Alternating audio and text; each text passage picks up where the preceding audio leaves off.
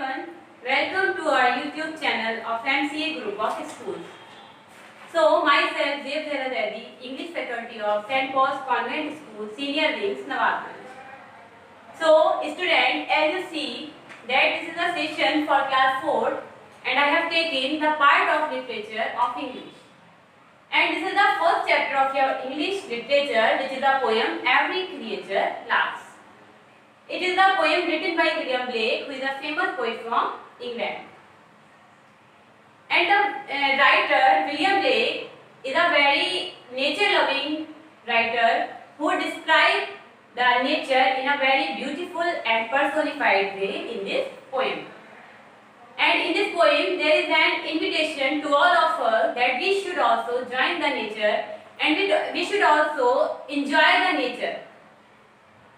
The writer personified all the things, all the non-living things in living things.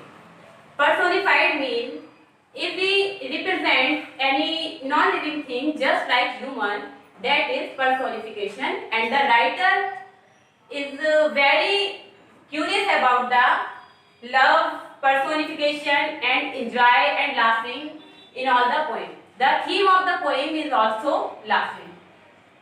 You will see all the stanza, there is the word laugh is used by the poet, and so the student, you know that every person have a different type of enjoy. Some all shout, some loud, and some even cry with tears to express their joy. I have a different type and you have also a different type. So we start the first stanza of the poem. So students, I am going to explain the first stanza of the poem.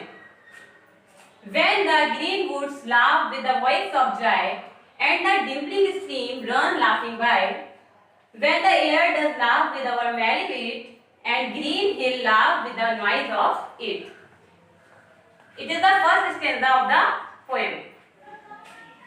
So, in this stanza, the poet is saying that when the green woods laugh with the voice of joy, when the air blows between the trees, you have ever seen that when air blows, then the leaves are also dancing with the air, and the voice of rustling, which is a sound of just like their laughter.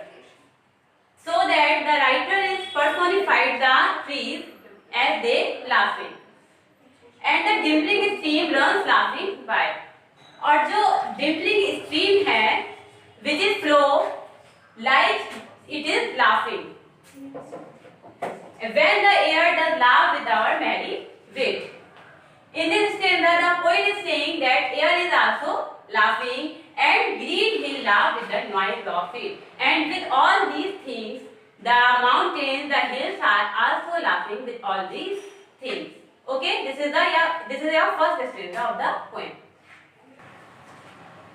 So, student, this is the second stanza of your poem. When the meadows laugh with the lively green, and the grasshopper laugh in the merry scene, when Mary, Suzanne and Emily with their sweet round mouth sing ha ha ha. So in this stanza, the poet is saying that when the field full of crops like mustard crop and there are so many crops, and you have ever seen when the crops ripe, then we have to very fresh to see all these. And the poet is saying, and the grasshopper laugh in the merry scene. You have ever seen that when rain falls and the weather is so good, then the grasshopper laugh all over the crop and plants. You have ever listened the story of grasshopper and ant. In that story, the grasshopper is also laughing and singing all over the plants. When Mary, Suzanne and Emily. This is the imagination of the writer, that he imagined that there are three girls, Mary, Suzanne and Emily. They are singing in the field the beautiful laughing song, ha ha. Oh. This is the last and third stanza of your poem. when the painted birds laugh in the shade, where our table with cherries and nuts are spread, come live and be merry and join me to sing the sweet chorus of ha ha ha. In this stanza, the poet is saying that the painted bird means colorful birds. The colorful birds are dancing and laughing in the shade, means they are enjoying the nature, and there our tables are lined with cherries and nuts, which are natural. Are spread, come live and be merry and join me. Now the poet calling the birds that come with me and join with me to sing the sweet chorus of ha ha ha. The poet is saying that please come with me to sing the sweet chorus of laughing song. Chorus mean होता है when we sing together more than one person is called chorus. Okay, so this is your all about the poem. So basically through this poem, the poet is describing the beauty of the nature, and he also advises that we should enjoy the nature and we should always near the nature.